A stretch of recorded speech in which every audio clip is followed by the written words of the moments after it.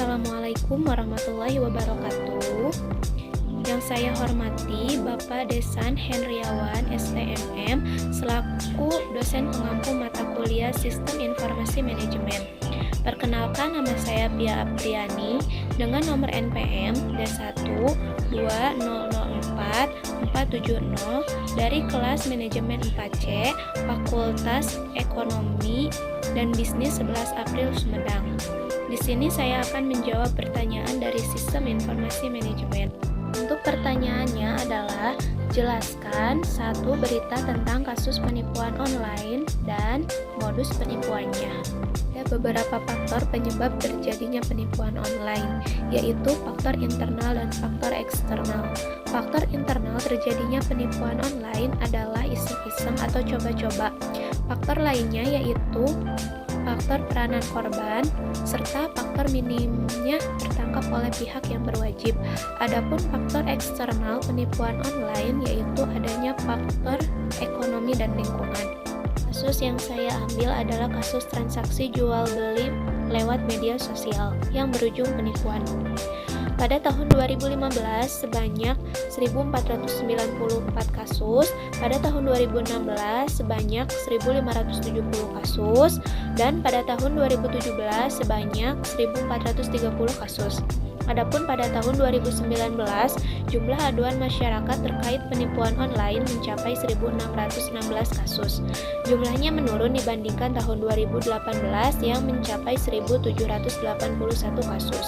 Dari jumlah tersebut, belum semua kasus terselesaikan. Baru 966 kasus yang berhasil diselesaikan kepolisian. Ada 966 kasus di tahun 2019 dan 1030 di tahun sebelumnya. Dari sekian banyak kasus tersebut, sebagian besar memiliki modus dengan menjual barang yang tidak sesuai dengan apa yang dijanjikan. Dikatakan bermotif materi. Motif pasti materi. Keuntungan pribadi, jumlah korban penipuan online di media sosial kemungkinan lebih besar dibandingkan yang dilaporkan ke pihak yang berwajib. Salah satu hal yang membuat para korban enggan melapor karena jumlah kerugian yang diderita tidak terlalu besar. Kalaupun melapor, upaya pihak berwenang melakukan penelusuran terlalu luas dan lebih sulit. Makanya dari sekian banyak laporan, kemungkinan hanya beberapa persen yang pelakunya tertangkap. Itu pun pelapornya adalah korban yang nilai kerugian banyak atau jumlah korbannya banyak. Ada beberapa hal yang membuat banyak korban terjerat penipuan online di media sosial. Pertama, ada faktor kurang hati-hati. Misalnya, pengguna media sosial melihat ada barang yang dijual sangat murah dan langsung ingin membeli dan tidak dicek apakah penjualnya kredibel atau tidak. Ada 8 modus penipuan online yang menjerat pembeli. Yang pertama, situs belanja online palsu melalui email phishing. Phishing adalah metode untuk melakukan penipuan dengan cara mengelabui target dengan tujuan untuk mengambil alih akun milik target. Phishing ini biasanya dilakukan dengan mengirim email atau chat berisi link jebakan yang seolah-olah mengarah ke toko online. Situs itu adalah situs palsu. Dalam kasus ini, penipu mengincar identitas dan informasi pembayaran korban. Informasi yang diincar ini biasanya berupa akun login, nama, alamat, nomor kontak, rekening kita, dan bahkan kartu kredit atau kartu debit. Dalam situs palsu ini, korban juga bisa digiring untuk melakukan transaksi hingga melakukan pembayaran. Atau jika akun kita mempunyai saldo di situs tersebut, penipu berupaya untuk menarik saldo tersebut berbekal akun login yang berhasil mereka curi. Kedua, pencurian data transaksi belanja. Dalam kasus pencurian data transaksi belanja, kita seringkali tidak sadar telah menjadi korban kejahatan belanja online. Pencurian data ini sering terjadi di situs belanja yang tidak dilengkapi dengan keamanan yang memadai seperti deskripsi dan anti-hacking. Bahkan untuk situs yang terlihat legal dan kredibel sekalipun, pelanggan bahkan mungkin tidak pernah tahu jika datanya dicuri sebelum ada penyalahgunaan terhadap rekening kartu debit atau kartu kreditnya. ketiga yaitu tidak menerima pesanan. Kasus penipuan belanja online jenis ini bisa dibilang paling sering terjadi. Setelah melakukan pembayaran melalui transfer bank atau kartu kredit, penjual kemudian memberikan nomor resi palsu seolah-olah barang sudah dikirim. Namun, selang beberapa lama, pembeli tidak pernah menerima barang tersebut. Tracking resi pun tidak sesuai dengan data si pemesan. Saat penjual dihubungi, dia menghindar dan hilang entah kemana. Di kasus yang lain, penjual biasanya menawarkan produk mahal dengan iming-iming harga cuci gudang. Setelah transaksi dilakukan, pembeli langsung diblokir dan penjual berusaha kabur. Cegah hal ini, biasakanlah untuk mencari tahu apakah toko online yang akan Anda kunjungi benar-benar terpercaya atau abal-abal. Luangkan waktu untuk mencari tahu apakah toko tersebut atau nomor rekeningnya pernah mendapatkan review negatif atau laporan penipuan. Yang keempat, barang palsu atau dikirim tidak sesuai dengan pesanan.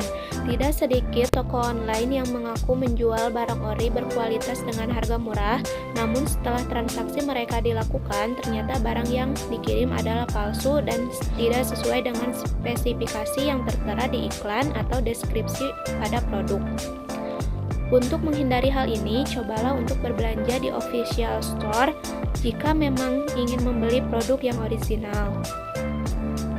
Yang kelima, adanya biaya tambahan yang tersembunyi. Ada modus di mana saat pembeli melakukan transaksi dan sudah melakukan pembayaran, ternyata harga yang tercantum di situs web tidak valid. Ada kenaikan atau biaya tambahan tidak terduga yang nominalnya tidak sedikit. Akibatnya, Anda mendapatkan tagihan baru untuk membayar kekurangan transaksi sebelumnya. Karena sudah melakukan pembayaran di awal dan tidak bisa dibatalkan, mau tak mau Anda harus mengeluarkan biaya tambahan agar transaksi Anda dapat diproses oleh penjual. Untuk kasus seperti ini, sebenarnya masih dalam perdebatan. Ada banyak penjual yang mengklaim hal ini tidak sengaja mereka lakukan dan nominal tambahan yang dibebankan tidak terlalu jauh. Namun dari sisi pembeli, tentu saja hal ini bisa sangat merugikan mereka. Yang keenam, jual murah untuk memancing pembeli. Pembelian jumlah banyak, namun yang dikirim kurang. Harga yang murah berpotensi membuat toko muncul di posisi teratas dan memancing pembeli untuk bertransaksi. Sayangnya, modus jual beli murah ini sering merugikan pembeli saat mereka melakukan transaksi jumlah banyak. Sebagai contoh, Anda bisa melihat banyak transaksi di marketplace yang menuai komplain lantaran barang yang seller kirimkan tidak sebanyak jumlah yang dipesan. Kasusnya bukan sekali dua kali, tetapi sudah berkali-kali. Belum bisa dipastikan apakah oknum penjual ini melakukan trik ini untuk mengcover margin minim yang mereka lakukan karena menjual barang murah. Namun yang pasti, hal ini tentu merugikan pembeli. Yang ketujuh, misleading informasi dan gambar produk. Misalnya, ada penjual yang menjual sarung bantal lucu. Di gambar tersebut tidak terlihat kalau yang seller jual adalah sarungnya, karena yang terlihat adalah bantal lucu. Deskripsi produk pun tidak jelas, hanya menginformasikan ukuran dan jenis bahan karena harga relatif murah. Pembeli pun membeli produk tersebut karena kebetulan sedang mencari bantal yang lucu. Saat barang datang, ternyata bukan bantal, melainkan hanya sarungnya saja. Tentu saja ini sangat mengecewakan. Lain halnya jika penjual sudah menginformasikan dengan jelas di judul dan deskripsi produk bahwa yang mereka jual bukan bantalnya, melainkan sarungnya saja. Jika seperti ini, tentu kesalahan ada pada pembeli yang tidak teliti membaca deskripsi produk.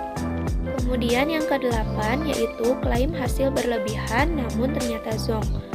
Modus penipuan dengan iming-iming hasil yang fantastis. Padahal hasilnya zonk ini sering terjadi pada jenis produk herbal, suplemen, dan obat-obatan. Alih-alih memberikan informasi sejujur-jujurnya tentang khasiat produk, penjual memilih untuk memberikan klaim berlebihan dan jaminan hasil terlihat dalam waktu singkat. Dengan iming-iming palsu ini, pembeli yang tergoda akhirnya akan merasa telah dirugikan saat menyadari hasil yang diharapkan tak kunjung terjadi. Sekian pemaparan jawaban dari Sistem Informasi Manajemen. Mohon maaf bila masih banyak kekurangan. Cukup sekian dan terima kasih. Wabillahi taufiq wal hidayah. Wassalamualaikum warahmatullahi wabarakatuh.